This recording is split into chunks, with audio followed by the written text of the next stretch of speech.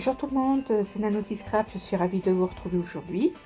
Aujourd'hui, je vais vous proposer le tutoriel d'un calendrier de l'Avent et il vous servira en même temps de home déco. Alors, j'ai trouvé cette petite idée assez sympathique. Ces petites étoiles se composent de 12 petites boîtes chacune et dans ces petites boîtes, vous allez pouvoir y glisser votre petit chocolat. Là, j'ai fait dans les tons roses parce que c'est pour une petite fille. Et pour la version que nous allons faire ensemble, j'ai choisi de faire dans un papier un peu plus traditionnel. Donc nous allons commencer par réaliser la grande étoile. Alors, pour le fond de ma boîte, dans un papier de 21 par 10,5, nous allons marquer certains repères. Donc, à partir du haut, on va venir faire des repères à 6,5, un peu plus loin à 6,5 et encore plus loin à 6,5. Ce qui veut dire que vous devez avoir un repère normalement à 6,5, à 13 et à 19,5. Ensuite, dans la largeur de nos 6,5, on va venir faire un repère au milieu.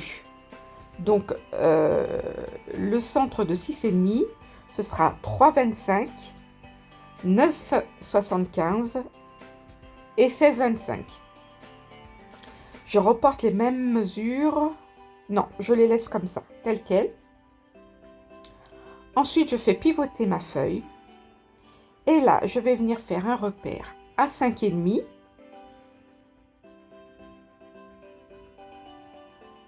Et c'est tout. Il doit vous rester 5 cm normalement.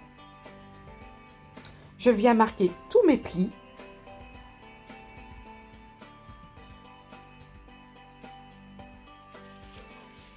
On se retrouve avec ça. Petit chapeau. Et on va venir évider certains endroits. Donc, je vais venir, moi, retirer cette partie-là, cette partie-là, cette partie-là, là, là et là. Donc, je vous fais ça.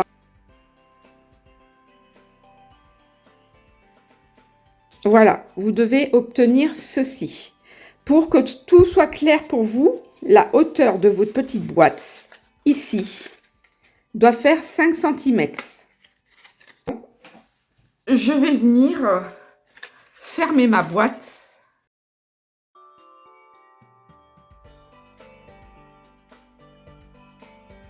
Et vous obtenez un petit camembert. Voilà, voilà, voilà. Donc, pour faire le couvercle de cette boîte-là, on va venir... Dans mon papier imprimé, je vais venir faire des repères.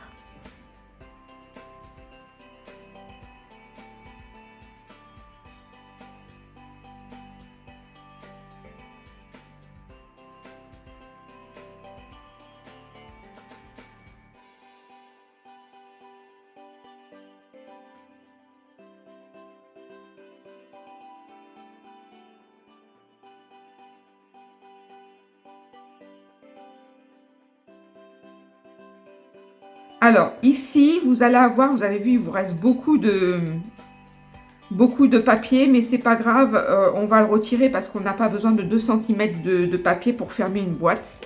Donc, je viens marquer quand même mes plis, ici, ici, et ici. Et là, vous voyez, on a 2 cm, ces 2 cm, on va les couper. Donc, moi, ce que je fais, c'est que je vais faire un repère là à 1 cm, un autre ici à 1 cm et je vais venir retirer. Vous allez venir ici faire un repère à 1 cm et un autre repère à 6 cm. Vous allez faire de même ici. 1 cm, 6 cm. Donc ici, nous allons avoir un marquage. C'est ce qui va servir à maintenir la boîte à l'intérieur. Et ici, nous avons un second marquage. Rappelez-vous, je vous ai dit que la boîte devait faire 5 cm de hauteur. Et tout simplement, dans ces parties-là, donc là, normalement, vous avez 1 cm, 5 cm, et ici, il doit vous rester 4,5. Donc, dans les 4,5, ici, on va faire des croix comme ceci.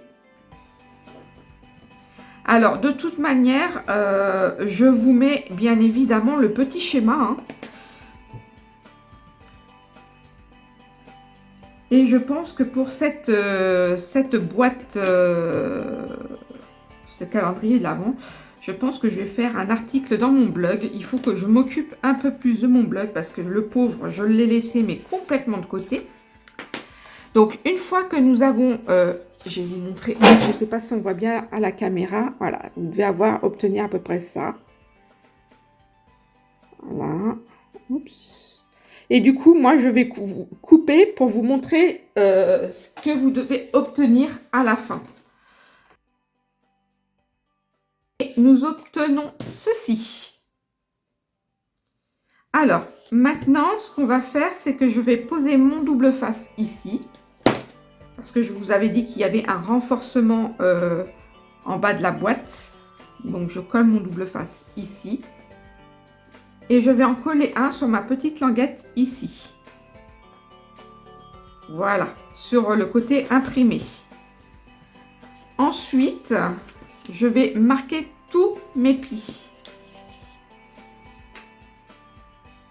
Quand vous marquez vos plis ici sur vos petits triangles, vous en avez un autre ici qu'il faudra replier. Ainsi de suite. On est d'accord? Donc, on obtient ça.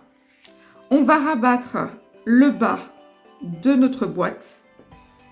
Donc, on va consolider le bord, en fait, du bas, comme ceci.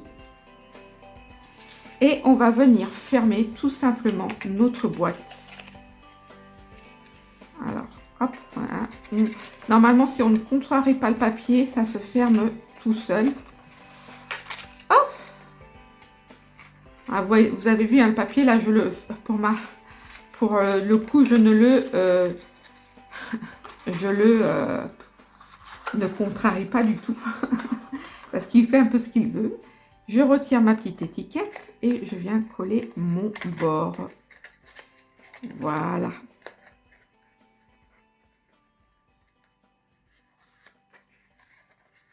Voilà, voilà, voilà. Et ça va venir ici. Comme ceci. Donc, vous allez en faire 12 comme ça. Ensuite, nous allons passer à la version miniature. Alors, dans un cardstock de 9,5 par 16, nous allons venir faire des petits repères. On va commencer par faire un premier repère à 5 cm, à 10 cm et à 15 cm. Je vais venir marquer mes plis. Ensuite, je vais venir procéder de la même façon que la grande étoile. Je vais venir faire des repères au milieu des 5 cm. Donc, le premier repère aura lieu à 2,5, à 7,25 et à 12,25. Ensuite, de mon intersection, de ma première intersection, je viens relier pour faire mes petits chapeaux. Ceci doit donner cela. Je vais maintenant tout simplement évider les parties. Je viens maintenant marquer tous mes plis et fermer ma boîte.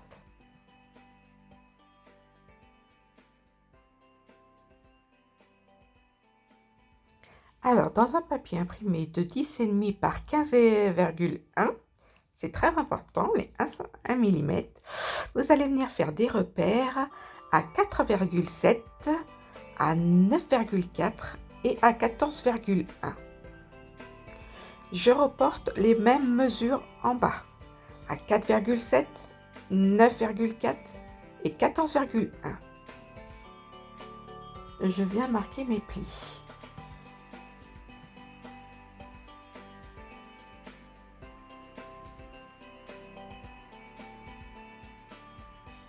Dans les 10 cm et demi, je viens faire un premier repère à 1 cm puis à 6.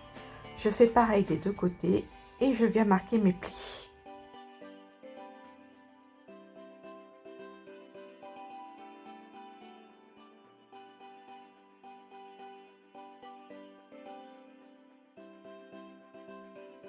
Dans la partie inférieure où il y a les 4,5 cm, je viens faire des croix dans mes carreaux. Comme je l'ai fait pour la grande étoile, je vais venir évider certaines parties. Ensuite, je vais venir marquer mes plis et former ma boîte.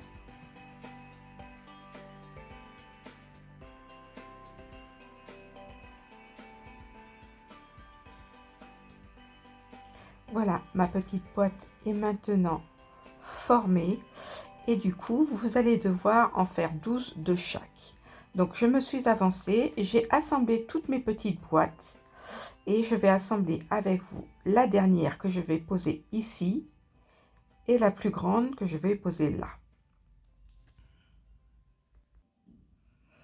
Avant cela, sur des petits bouts de cardstock qui mesurent, en fait j'ai fait avec une perforatrice de 1,5 cm, j'ai perforé plein de petits ronds, 24, et j'ai marqué les chiffres dessus que je suis venue après coller sur chaque petite boîte. Et vous remarquerez que ensuite, j'ai pris des petits grelots que j'avais eu dans la boutique Scrap Merveilleux, que je suis venue poser sur la pointe de la boîte. Et c'est ce qui va me permettre de tirer sur ma boîte pour pouvoir aller prendre mon petit chocolat.